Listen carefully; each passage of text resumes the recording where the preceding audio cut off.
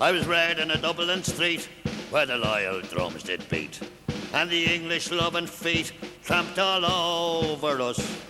And every single night when me father came home tight, he'd invite them out to fight with this chorus. Come out, ya black and tans, come out and fight me like a man. Show your wife how you won medals out in Flanders, then say how the IRA made you run like hell away from the green and lovely lanes of Killashandra. I seldom hear you tell how you slandered brave Parnell when you thought him well and truly persecuted. Where are the sneers and jeers that you bravely let us hear when the leaders of 16 were executed? You wake, Mr. Steels?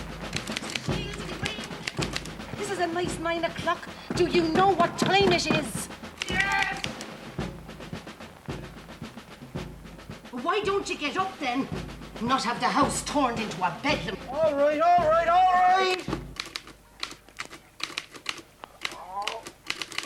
Oh, the way these old ones ball at a body. On my soul, I'm beginning to believe the Irish people are still in the Stone Age. They could throw a bomb at you. A landmine exploding under the bed's the only thing that would lift you out of it. Oh!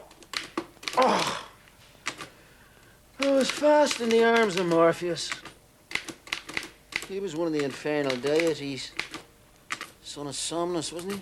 I think so. Poppy was his emblem, wasn't it? I don't know. I think she was cold this morning, isn't it? It's quite plain. I'm not going to get much quietness in this house. I wonder what time it is. The Angelus went some time ago. The Angelus? It couldn't be that late, could it? I asked them to call me at 9 so I could get mass before I went to me rounds. Wouldn't you give us a rap? Give you a rap, boy, man. They've been thundering at the door and hammering at the window for the past 2 hours. There's no fear of you thinking of anyone else when you're at your poetry. The land of saints and scholars will shortly be a land of bloody poets. Suppose Maguire has come and gone. Maguire? No, he hasn't been here. Why'd you expect him? He said he'd be here at 9. Before the last chime has struck, says he, I'll be coming in on the door. And it must be... What time is it now? Oh, it must be 12:30. Did anyone ever see the like of the Irish people? Is there any use in trying to do anything in this country? Have everything packed and ready. Have everything packed and ready. Have everything packed and ready. What's the use of having anything packed and ready when he didn't come? No wonder this unfortunate country is as it is. You can't depend on the word of a single individual in it. Suppose he was too damn lazy to get up. He wanted the streets to be well aired first. Oh, Kathleen O'Houlihan, your way's a thorny way.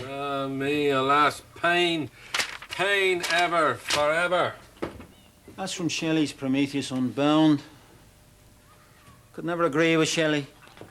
Not that there's anything to be said against him as a poet. As a poet, but... He flung a few stones through stained-glass windows. He wasn't the first and he won't be the last to do that. But the stained glass windows, more than ever of them are here still, and Shelley is doing a jazz dance down below. And you actually rejoice and are exceedingly glad that as you believe Shelley, the sensitive, high-minded, noble-hearted Shelley, is suffering the tortures of the damned. I rejoice in the vindication of the church and truth. You know as little about truth as anybody else. You care as little about the church as the least of those that profess her faith.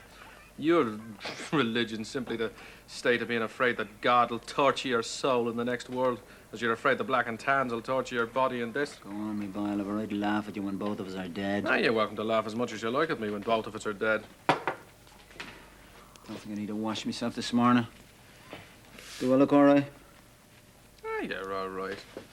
Well, it's too late now to start washing yourself. Didn't you wash yourself yesterday morning? No, I gave myself a great rub yesterday.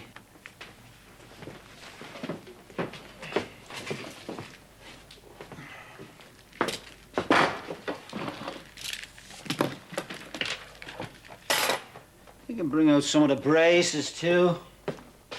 Damn it, they're well worth 6pence each. There's great stuff in them. Did you see them? Yeah, you showed them to me before. Great value. I hope I can get enough of them. I'm wearing a pair of them myself. They do coup hull and they're so strong.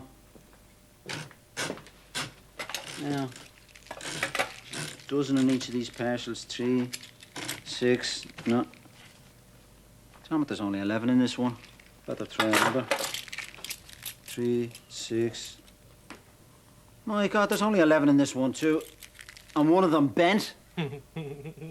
Now I'll have to go through the whole bloody lot of them, for I'd never be easy in me mind thinking there might be more than a dozen in some of them. And still we're looking for freedom. Ye gods, it's a glorious country. Oh, my God, there's the braces after breaking. That doesn't look like they were strong enough for Cuchulainn. I put a heavy strain on them too sudden. There's that fella Maguire. He's almost too lazy to wash himself. This is a nice 9 o'clock. What's the use of you coming at this hour of the day? Do you think we're going to work by moonlight?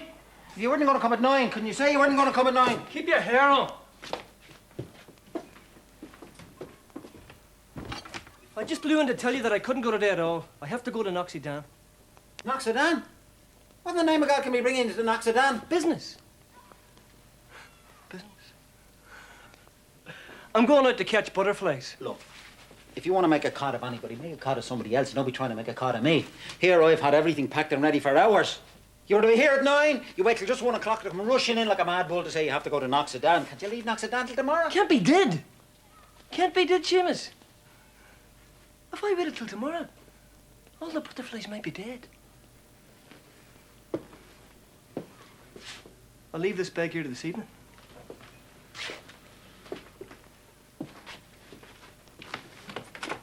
Goodbye. Oh, this is a hopeless country! Here is a fella that thinks that the 4 cardinal virtues are not to be found outside an Irish Republic. I don't want to boast about myself. And I suppose I could call myself as good a Gael as some of those that are knocking about now. As good a Gael as some that are knocking about now. But I remember the time when I taught Irish 6 nights a week. When in the Irish Republican Brotherhood, I paid me rifle levy like a man. And when the church refused to have anything to do with James Stephens, I tarred a prayer for the repose of his soul on the steps of the Pro-Cathedral.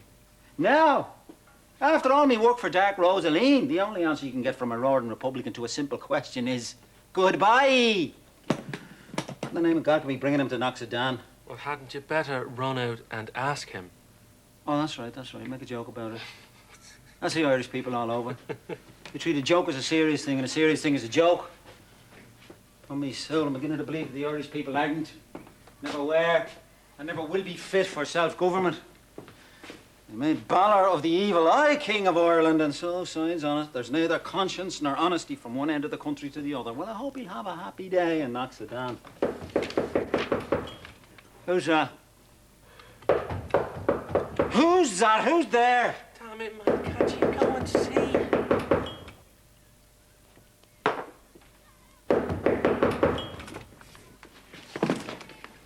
Good day, Mr. Shields. It's myself that hopes you're feeling well. You're looking well anyhow, though you can't always go be looks nowadays. Doesn't matter whether I'm looking well or feeling well. I'm all right, thanks be to God. I'm very glad to hear it. It doesn't matter whether you're glad to hear it or not, Mr. Mulligan. You're not inclined to be very civil, Mr. Shields. Look, Mr. Mulligan, if you've come here to raise an argument, I have something to do, let me tell you that. I don't come here to raise no argument. A person of small gains argue fine with you, let me tell you that. I've no time to be standing here gossiping with you. Will you let me shut the door, Mr. Mulligan? Not shut no door. You've heard what I've got to say. Well, say it then and go about your business. Oh, you're very high and mighty. But take care you're not going to get a drop. What a baby you are not to know what brings me here. Maybe you thought I was going to ask you to come to tea. Ah, me alas, pain, ever, forever. Well, let me shut the door, Mr. Mulligan. I'm here for me rent. Oh, you don't like the idea of being asked to pay your just and lawful debts? You'll get your rent when you learn to keep your rent book in a proper way. I'm not going to take any lessons from you anyhow. I want to have no more talk with you, Mr. Mulligan. Talk or no talk, you owe me 11 weeks' rent, and it's marked down again you in black and white. I couldn't care a damn if it was marked down in green, white and yellow. Oh, you're a terribly independent fella, and it'd be fitter for you to be less fully and stop trying to be billiken, honest and respectable people. Just you be careful what you're saying, Mr. Mulligan. There's law in the land still. I be me so there is, and you're going to get a little of it now. Them's for you. I want to have no more talk with you, Mr. Mulligan. What? Am I better? It was a sorry day I ever let you come into this house. Maybe them notices to quit will stop you writing letters to the papers about me and me house. For goodness sake, bring the man in. Don't be discussing the situation like a pair of primitive troglodytes. Writing letters to the papers is my business, and I'll write as often as I like, when I like, and how I like. You'll not write about this house at all events. Oh, you can blow about the state of the yard. But you took care to say nothing about paying rent. Oh, no, that's not in your line. But since you're not satisfied with the house, you can pack up and go to another. I'll go, Mr. Mulligan, when I think fit, and no sooner. Not content with keeping the rent, you're starting to bring in lodgers. Oh, not that I've anything against you, sir. But I mean, bringing in lodgers without as much as a be your leave. I mean, what's the world coming to that a man can't call his house his own? But I'll soon put a stop to your gallop, for on the 28th of the next month, out you go, and there'll be few sorry to see you back. I'll go when I like. I'll let you see whether you own the house or no. I'll go when I like. We'll see about that. We'll see. Aye, we'll see. Mind you, I'm in earnest. You'll not stop in this house a minute longer than the 28th. I'm going to hell! What in the name of God persuaded me to come to such a house as this? That's nothing when you're used to it. You're too thin-skinned altogether. The old sod's got the wind up about you, that's all. Get the wind up about me. He thinks you're on the run. He's afraid of a raid and that his lovely property will be destroyed. But why in the name of all that's sensible should he think? Should they all think you're on the run? Mrs. Henderson thinks it, Tommy Owens thinks it, Mrs. and Mr. Gregson thinks it, Minnie Powell thinks it too. I'd better be off. I'm gonna get anything done today. Well, what are we going to do about these notices to quit? Yeah, shove them up on the mantelpiece behind one of the statues. I mean, what action shall we take? I haven't time to stop now. We'll talk about that when I get back. I got me home back in that old Mulligan yet. I wish they would come and smash his rookery to pieces, but it's all he thinks of. And mind you, old Mulligan would call himself a descendant of the true Gaels of Banba. Oh, proud were the chieftains of famed in Ishfal, Struag and Aaron of Aru, stars of our sky and the salt of our soil. Oh, can't we be hula home? Your way's a thorny way. Oh, life. Ah, another fury come to plague me now. You can knock till you're tired. Are you in, Mr. Shields? No, he's not, Minnie. He's just gone out. If you run out quickly, you're sure to catch him. That's all right, Mr. Daverin. You'll do just as well. I just came in for a drop of milk for a cup of tea. I shouldn't be troubling you in this way, but I'm sure you don't mind. There's no trouble in the world. Delighted, I'm sure.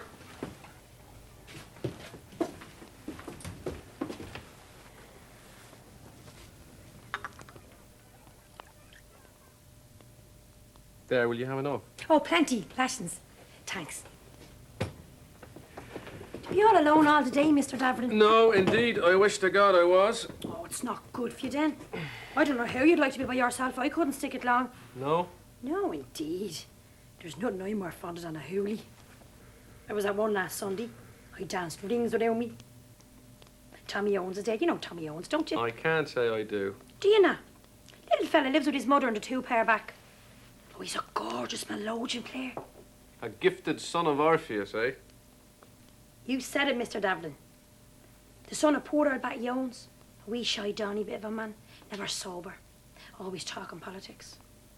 Poor man, I killed him in the long run. Yeah, a man should always be drunk when he talks politics, Minnie. It's the only way in which to make them important. Tommy takes after the old fella too. So he talked from morning to night with a few jars in him. Poetry's a grand thing, isn't it, Mr. Daverin? I'd love to be able to write a poem. A lovely poem. On Ireland and the men in 98. We've had enough of poems, Minnie, about 98, and of Ireland too. Oh, there's a thing for the Republican to say.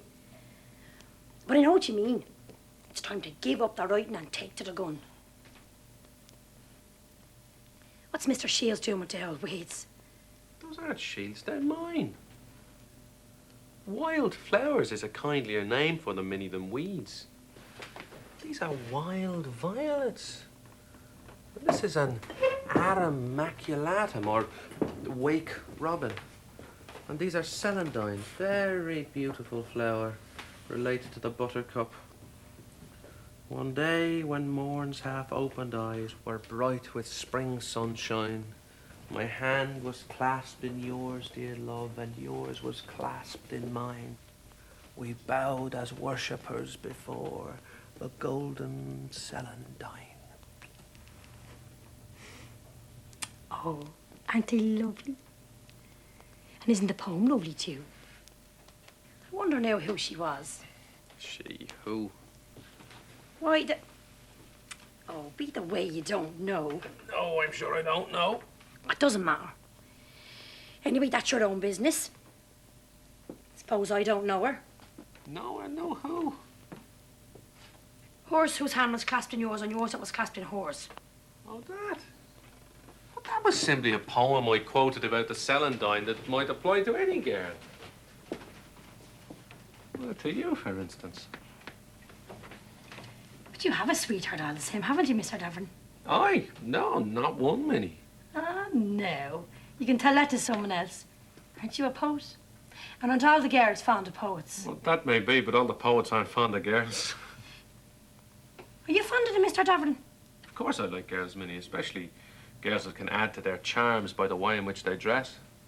Like you, for instance.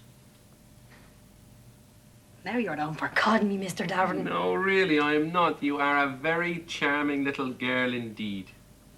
And if I'm a charming little girl, you ought to be able to write up a poem about me too. So I will, Minnie. I've written them about girls not half so pretty as yourself. I knew you had one. I knew you had one now. Nonsense. Every girl a poet writes about isn't his sweetheart. Annie Laurie wasn't the sweetheart of Bobby Burns. Ah, you needn't tell me she wasn't. And for bonny Annie Lardy, I'd lay me down and die. No man'd lay down and die for any boss we hear. Not even for a wife. No man, Minnie, willingly dies for anything. Except for his country, like Robert Emmet. Even he would have lived on if he could. He died not to deliver Ireland. The British government killed him to save the British nation. Ah, you're only joking now. You die for your country. I don't know so much about that. You would. Ah, you would. You would. I know what you are. What am I? A gunman on the run.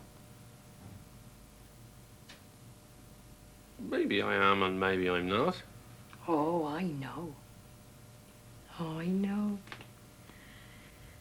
I know.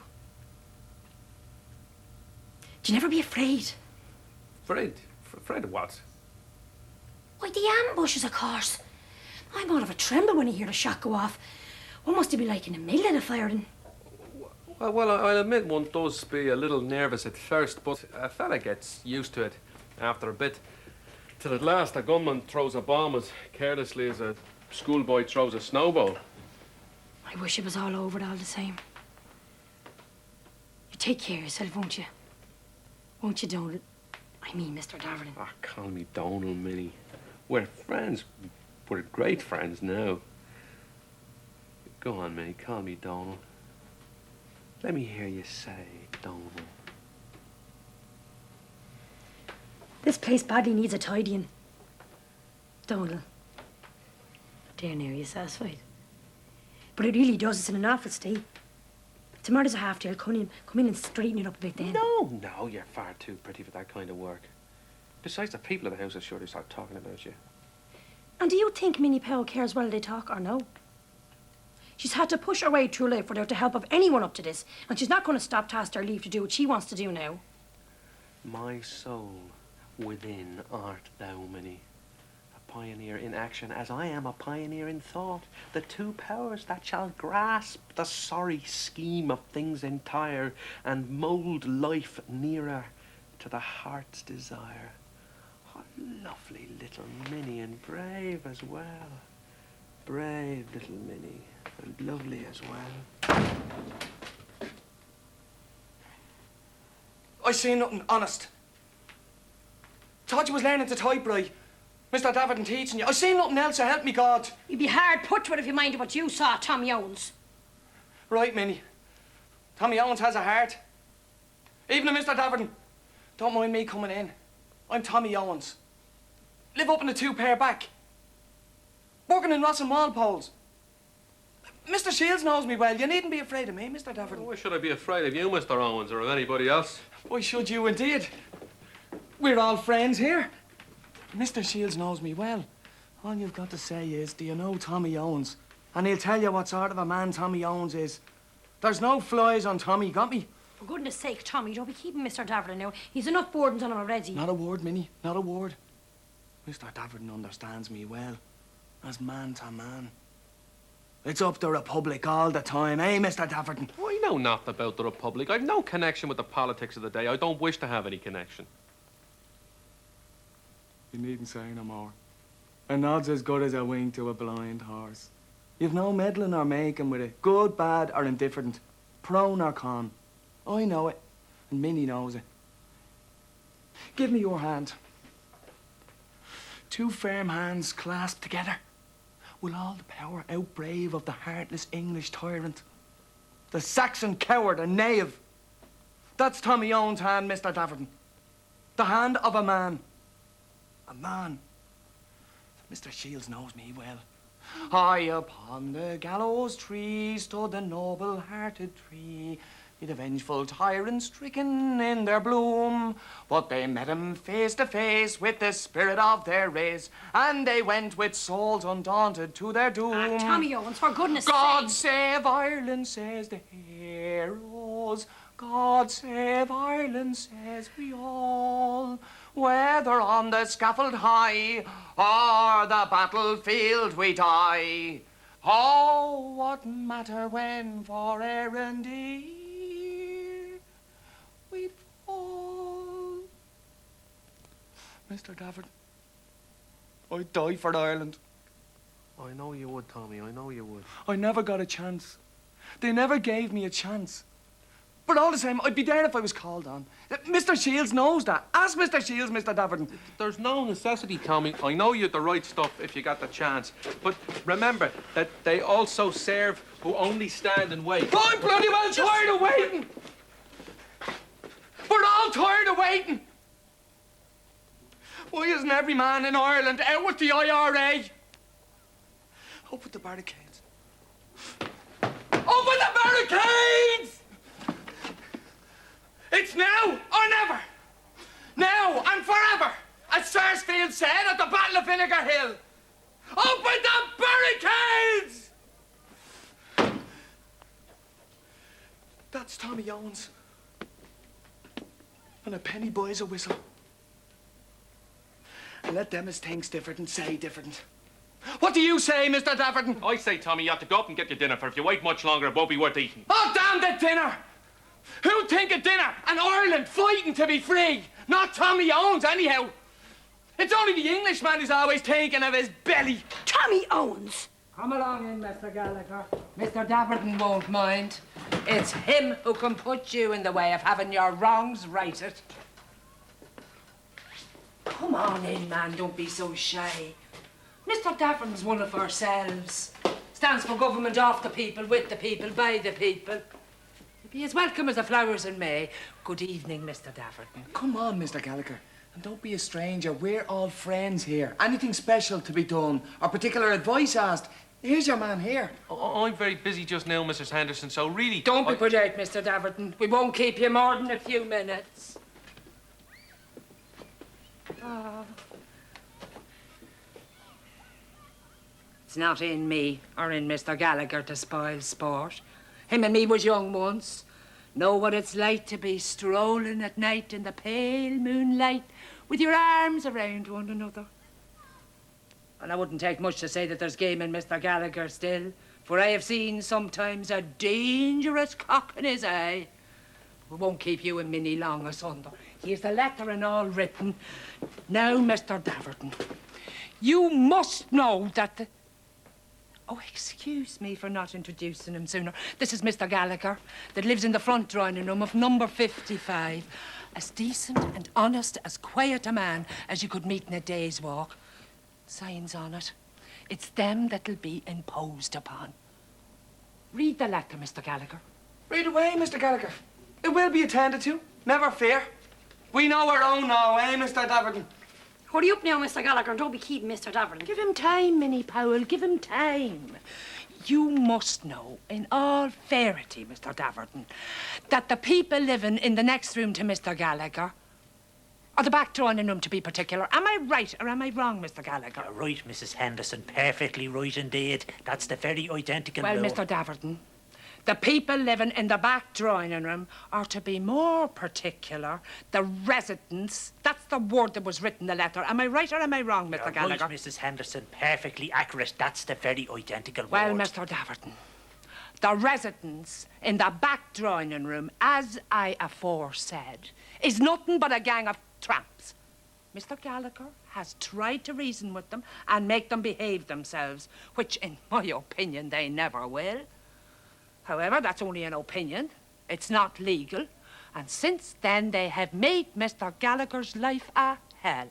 Am I right, Mr. Gallagher, or am I wrong? I'm sorry to say you're right, Mrs. Henderson. Perfectly right. Not a word of exaggeration. Now, Mr. Gallagher, seeing as I've given Mr. Daverton a fair account of how you are situated and of those tramps' cleveralities, I will ask you to read the letter, which I'd say, not because you're here or that you're a friend of mine, is as good a letter as was decomposed by a scholar. Now, Mr. Gallagher. Now. Oh, don't forget the top saying. 1 second, Mr. Gallagher. Is this the 21st or the 22nd? 24, sir. Thanks. Proceed, Mr. Gallagher. To all to whom these presents come greeting, gentlemen of the Irish Republican Army. There's a beginning for you, Mr. Daverton. That's some swank. There's a lot in that saying, mind you. It's a hard wallop at the British Empire. Go on, Mr. Gallagher. I wish to call your attention to the persecution me and my family has to put up with in respect of and appertaining to the residents of the back drawing room of the house known as 55 St. Teresa Street in the borough and city of Dublin. This persecution started 18 months ago, or to be precise, on the... That's the word I was trying to think of. Precise. Cuts the ground from under them, so as to speak. We, the complainants resident on the ground floor, deeming it disrespectable Which it was. to have an open hall door and to have the hall turned into a playground, made a solemn protest, and in consequence we, the complainants aforesaid, has had no peace ever since. The name calling and the language is something abominable. My wife has a... Excuse me, Mr. Gallagher. I think that the word shocking should be put in there after the word abominable. The language of these tramps has two ways of being looked at. It is abominable to your children, but it is shocking to your wife. Now, am I right or am I wrong, Mr. Daverton? Which shocking is a right good word with a great deal of meaning. Tommy, let Mr. Daverton speak. Whatever Mr. Daverton says, Julia Henderson will abide by. I think the word might certainly be introduced with advantage. Go over there, Mr. Gallagher, and put in the word shocking. As aforesaid. Right, there's 2 K's in shocking. My wife has often to lock the door of the room to keep them from assaulting her. If you would be so kind as to send some of your army or police down to see for themselves, we would give them full particulars. The resident tenant who was given all this trouble and who, pursuant to the facts of the case aforesaid mentioned, will be the defendant, is Dwyer, the husband of the aforesaid Mrs. Dwyer, or the aforesaid defendant, as the case may be, is a seaman who was coming home shortly. And we beg the IRA to note that the said Mrs. Dwyer says he will settle us when he comes home, while leaving it entirely in the hands of the gentlemen of the Republican Army. The defendant, that is to say, James Gallagher, ventures to say that he thinks he has made out a prima facie case against Mrs. Dwyer and all her heirs, male and female, as aforesaid mentioned in the above written schedule. Note bene, if you send up any of your men, please tell them to bring their guns. I beg to remain the humble servant and devoted admirer of the gentlemen of the Irish Republican Army. Witness my hand this 10th day of the 5th month of the year 1920. James Gallagher. There's a letter for you, Mr. Daverton. That's the most powerfulest letter I ever heard read. It wasn't you that did it, really, was it, Mr. Gallagher? Him and him only. You'd never think it was in him to do it. Give Mr. Daverton the letter and we'll be going. I hope you and Mr. Shields is getting on all right, Mr. Daverton. Oh, fairly well, thanks, Mr. Henderson. We don't see much of each other. He's out during the day. I'm usually out during the evening. I'm afraid he'd never make a fortune out of what he's selling. He'd talk above an hour over a penny worth of pins. Every time he comes over to our place, I buy a packet of hairpins off him, to give him a little encouragement. Declare to God, I've got as many hairpins now as I make a wire mattress for a double bed. All the young divils about the place is beginning to make a jeer of him, too. I gave one of them a malavogan the other day for calling him old hairpin. Mr. Shields is a man of exceptional mental capacity and is worthy of a more dignified position. They're more just too, Mr. Gallagher, and they're not. For it is wise to be a fool, and it is a fool to be wise. Oh, Mrs. Henderson, that's a paradox. Or maybe what a parrot talks, or a blackbird, or a lark for the matter of that. But what Julia Henderson thinks is that... Whoosh. Is that a stop press? Tommy, run out and get it till we see what's in it. I haven't got a make. I've never seen you any other way.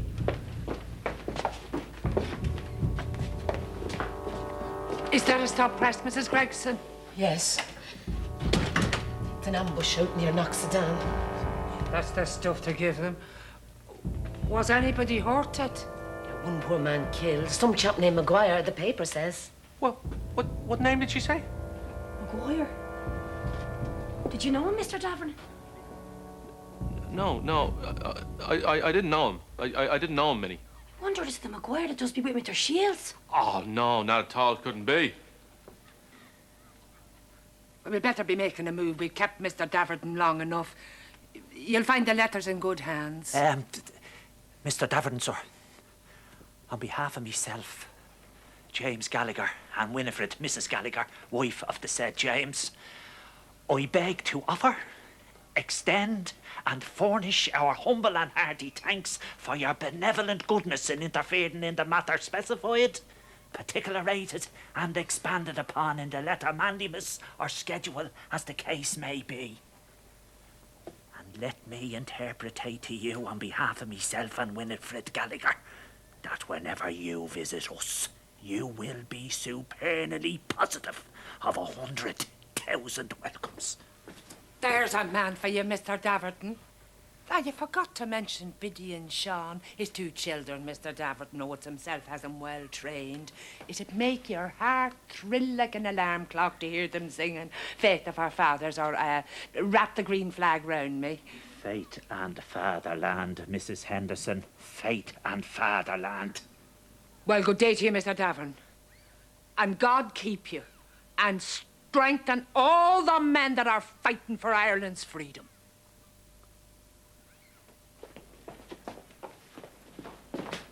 I must be off too. So long, Mr. Daverton. And remember, Tommy Owens only waits to call.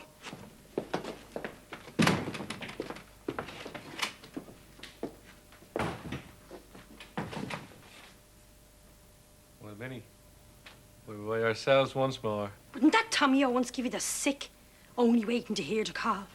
And you don't ever take all the brass bands in the country to blow before Tommy Owens would hear it. Oh, Sacred Heart, I've only 10 minutes to get back to work. Quick. Mr. Daverton, will you write me name and typewrite me before you go? Just Minnie.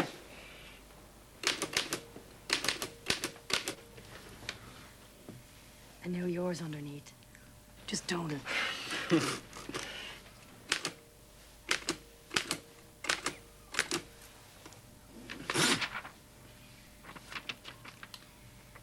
Minnie, Donal. Donal Mini. Can't buy now. Here, what about your milk? I haven't time to take it now. Should I come back for this evening? I need the kiss I didn't get. What kiss? When we were interrupted. You know, you little rogue. Come on, just one. Quick then.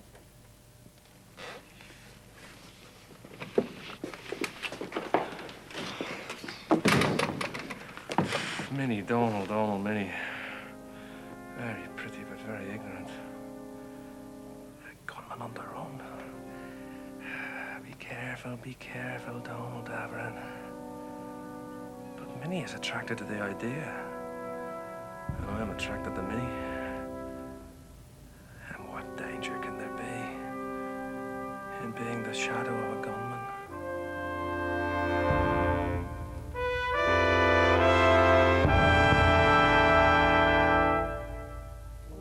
The cold, chaste moon, the queen of heaven's bright isles, who makes all beautiful on which she smiles, that wandering shrine of soft yet icy flame, which ever is transformed yet still the same. Ah, Shelley, you yourself are a lovely human orb, shining through clouds of whirling human dust. She makes all beautiful on which she smiles. Ah, Shelley, she couldn't make this thrice accursed room beautiful. Donal, I fear your last state is worse than your first. When night advances through the sky with slow and solemn tread, the queenly moon looks down on life below as if she read man's soul, and in her scornful silence said, all beautiful and happiest things are dead.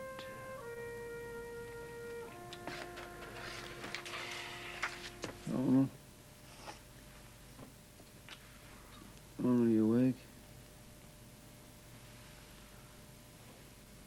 Donal? Donal, are you asleep? I'm neither awake nor asleep. I'm thinking. I was just thinking too. That Maguire is sorry now he didn't come with me instead of going to Knoxadan. He caught something besides butterflies. 2 of them he got, 1 through each lung. Yeah, the Irish people are very fond of turning a serious thing into a joke. It was a serious affair for poor Maguire. Why didn't he do what he arranged to do? Did he think of me when he was going to Knoxadan? How can he expect me to have any sympathy with him now?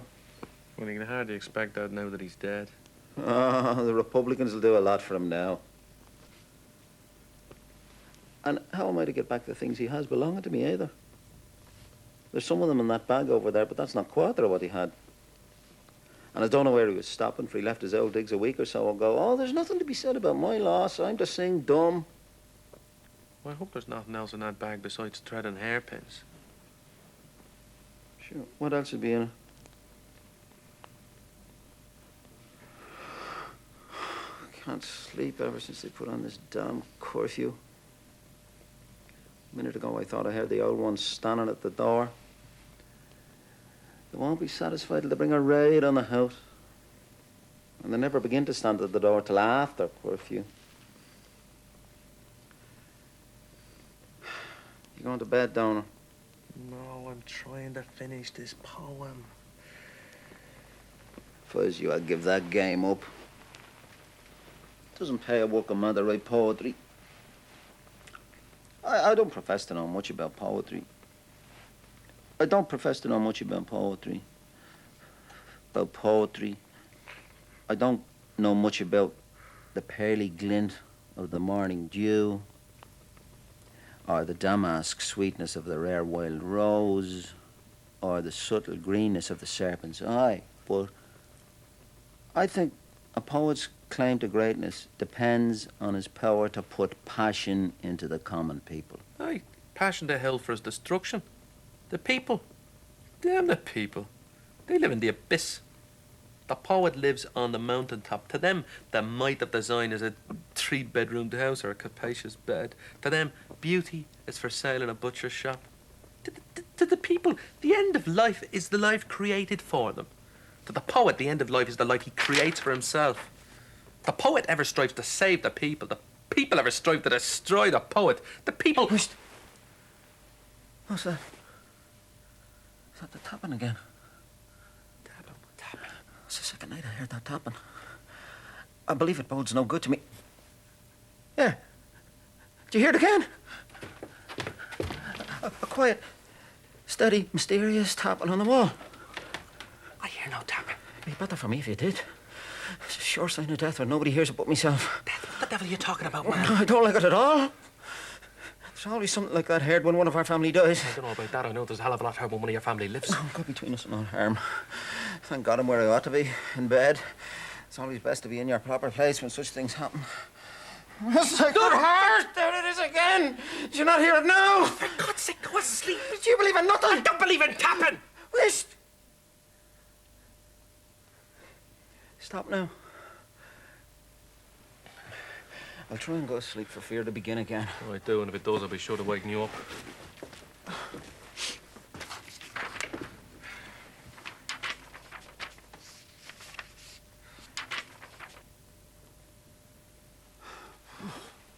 Very cold tonight.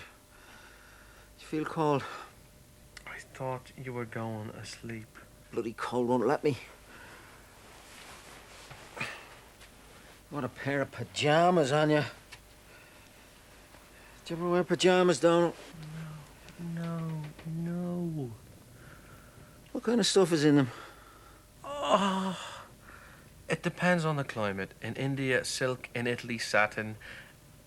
And the Eskimo wears them made from the skin of the polar bear.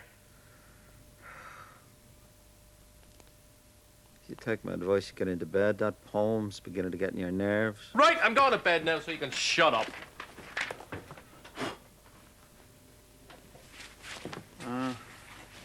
I was going to say something when you put the light out. What's this it was now?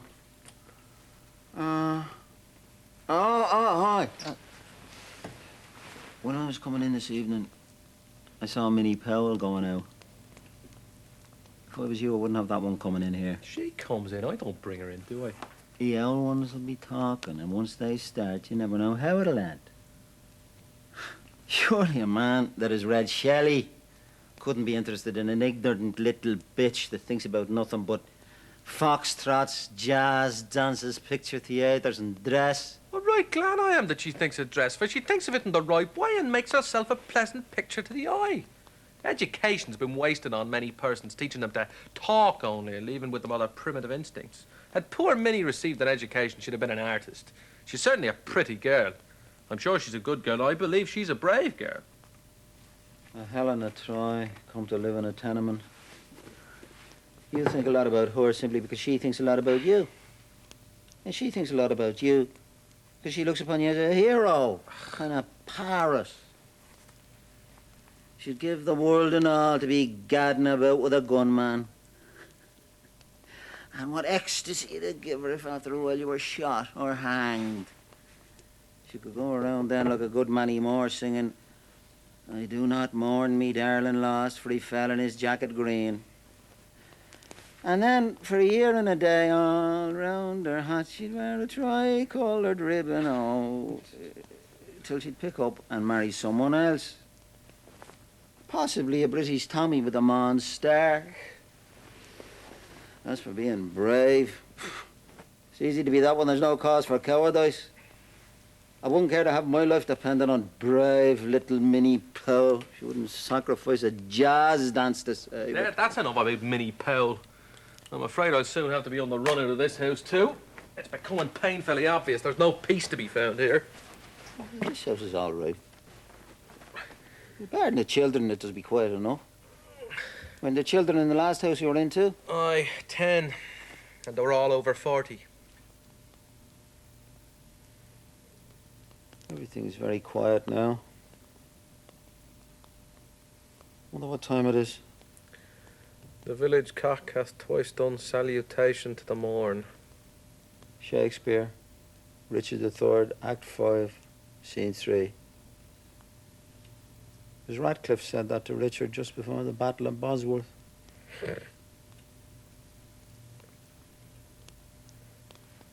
How peaceful the heavens look now with the moon in the middle. You'd never think there were men prowling about trying to shoot each other. I don't know how a man who has shot anyone can sleep in peace at night. Well, there's plenty of men can't sleep in peace at night now unless they know they have shot somebody. Wish to God it was all over. Country's gone mad. Instead of counting their beads now, they're counting bullets. The Hail Marys and Paternosters are bursting bombs in the rattling machine guns. Petrol is their holy water. Their mass is a burning building. Their De Profundis is the soldier's song. And their creed is, I believe in the gun almighty, maker of heaven and earth, and it's all for the glory of God and the honour of Ireland. I remember the time when you yourself believed in nothing but the gun. Oh, well, there wasn't a gun in the country. I've a different opinion now, but there's nothing but guns in the country. And you daren't open your mouth. But Kathleen Houlihan is very different now to the woman that used to play the harp and sing, weep on, your hour is past, for she's a raging devil now, and if you only look crooked at her, you're sure of a punch in the eye. But this is the way I look at it. I look at it this way. You're not going to beat the British Empire. The British Empire! By shooting an occasional Tommy on the corner of an occasional street. Besides, when the Tommies have the wind up, when the Tommies have the wind up, they let bang at anything they see. They don't give a God's curse who they plug. Well, maybe they should get down off the lorry and run to the records office to check a man's pedigree before they plug him. It's the civilians that suffer. When there's an ambush, they don't know where to run. Shot in the back to save the British Empire. Shot in the breast to save the soul of Ireland. I'm a nationalist myself, right enough. I'm a nationalist right enough, but all the same, I'm a nationalist right enough. I believe in the freedom of Ireland and that England has no right to be here. But I draw the line when I hear the gunman blowing about dying for the people. When it's the people who are dying for the gunman. With all due respects to the gunman, I don't want them to die for me. Not likely. You object to any one of them deliberately dying for you for fear that one of these days you might accidentally die for one of them. You're one of the brave fellas that doesn't fear death. Well, why should I be afraid of death? It's all the same to me how it comes, where it comes, or when it comes. I leave fear of death to those that are always praying for eternal life. Death is here, death is there, death is busy everywhere. Aye, in Ireland. Thanks be to God, I'm a daily communicant. There's a great comfort in religion. It makes a man strong in time of trouble and brave in time of danger. No man need be afraid with a crowd of angels round him. Thanks to God for his holy religion. You're welcome to your angels. Philosophy is mine. Philosophy that makes the coward brave, the sufferer defiant. Joseph, what was that? My God, that was very close. Is there no Christianity at all left in the country? Are we ever again gonna know what peace and security are? If this continues much longer, I'll be nothing but a galvanic battery of shocks. It's dangerous to be in it, equally dangerous to be out. It's a dangerous place to be in with them windows. You could never tell the minute a bullet might come through one of them, I hate that. The what, man? The wall. But couldn't you see that at first without making a song about it? I don't believe those horses in that stable at all. Stable? What stable are you talking about? Stable at the back of the house with an entrance from the yard. It's used as a carpenter's shop. Didn't you often hear the peculiar noises at night they give out? There's the horses shaking their chains. And what is it? Oh, there I leave you. Well, surely you don't mean. But I do mean it. But you do mean what? I wouldn't be surprised. I wouldn't be surprised. Yes, I wouldn't be go on! surprised if they were manufacturing bombs there. My God, that's a pleasant contemplation. The sooner I'm on the run out of this house, the better. How is it you've never talked about this before? I didn't want to. I didn't want to. You didn't want what? I didn't want to frighten you. Well, you're bloody kind. Are you asleep, Mr. Shields? She wanted this hour of the night. No, Mrs. Gregson.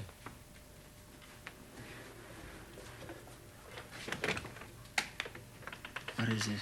Well, he hasn't come in yet, and I'm stiff with the cold waiting for him. Mr. Grigson, is it? Adolphus, Mr. Shields, after taking his tea at 6 o'clock. No, I'm telling a lie. It was before 6, for I remember the Angelus was ringing out when we was sitting at the table.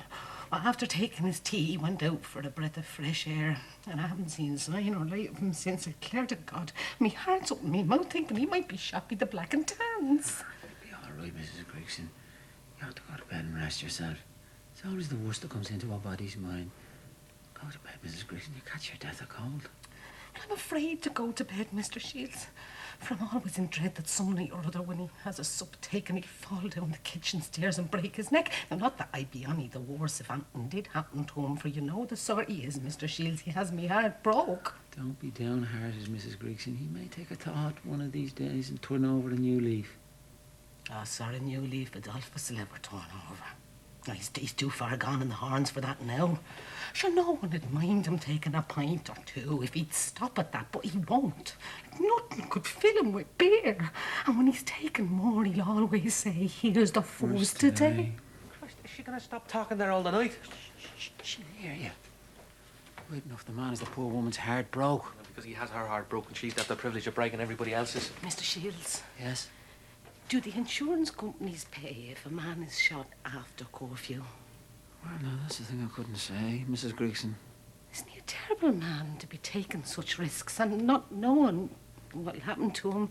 Well, he knows them societies only want an excuse to be doing people out of their money. Is it after one now, Mr. Shields? Must be after one, Mrs. Grigson. Ah, then if I was a young girl again, I'd think twice before getting married. There's someone now. It's him. I know by the way he's fumbling.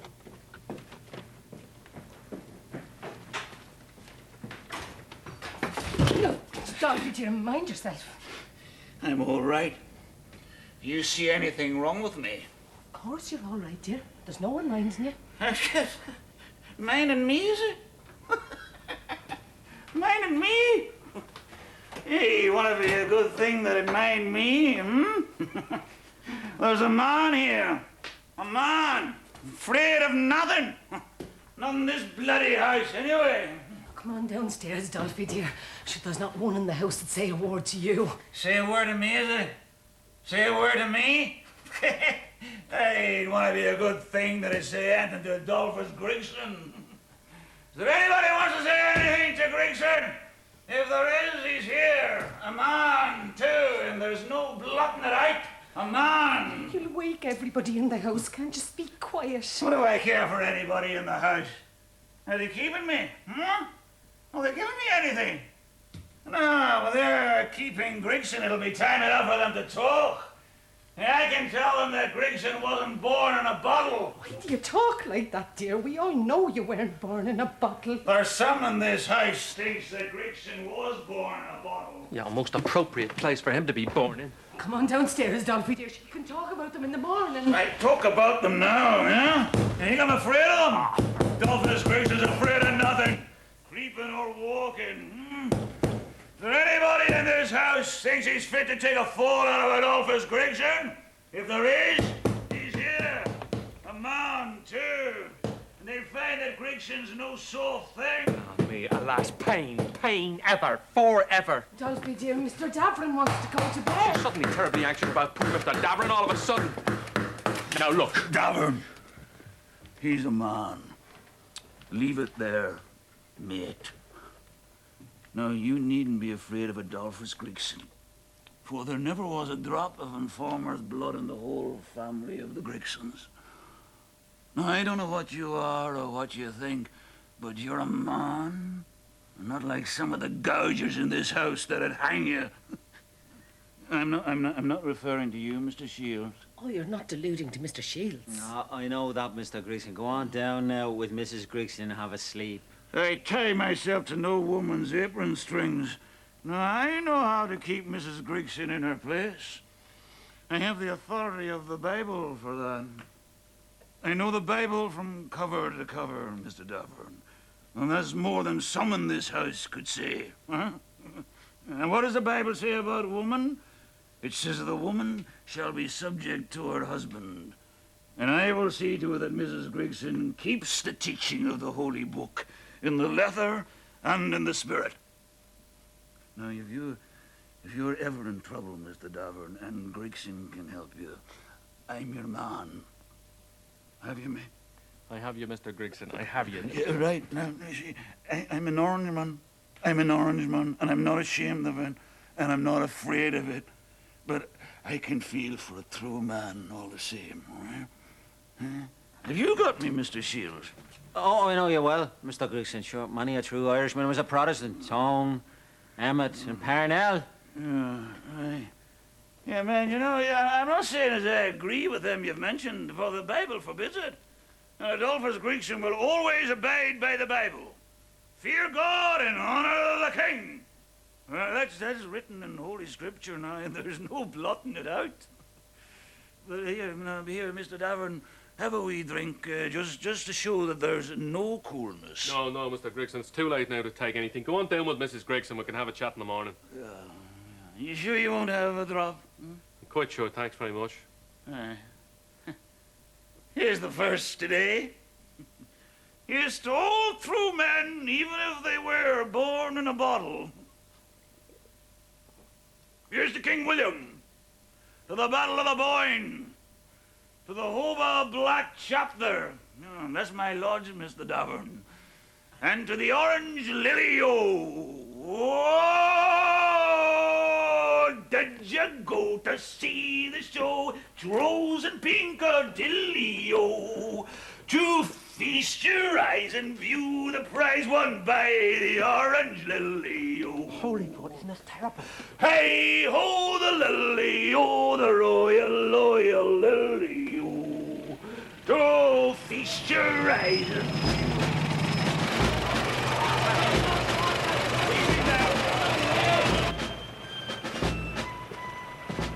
There's no need to be frightened. They couldn't be coming in here. It'd be terrible if they came at this hour of the night. No, Mrs. Gregson, they'd rush in on you when you'd be least expecting them. What in the name of God is going to come out of it all? Nobody now cares a tarneen about the orders of the Ten Commandments. The only order anybody minds now is put your hands up. It's a hopeless country. Oh, God. You know, you're sure of your life nowhere now. It's as safe to go everywhere as it is to go anywhere. They don't give a damn if you're a loyal man or not. I mean, if you're a Republican, they'll make you sing God Save the King, and if you're loyal, they'll make you sing the soldier's song. Well, I mean, the singing would be all right. They didn't make you dance afterwards. They'd hardly come here unless they'd heard something about Mr. Davlin. About me? What did they hear about me?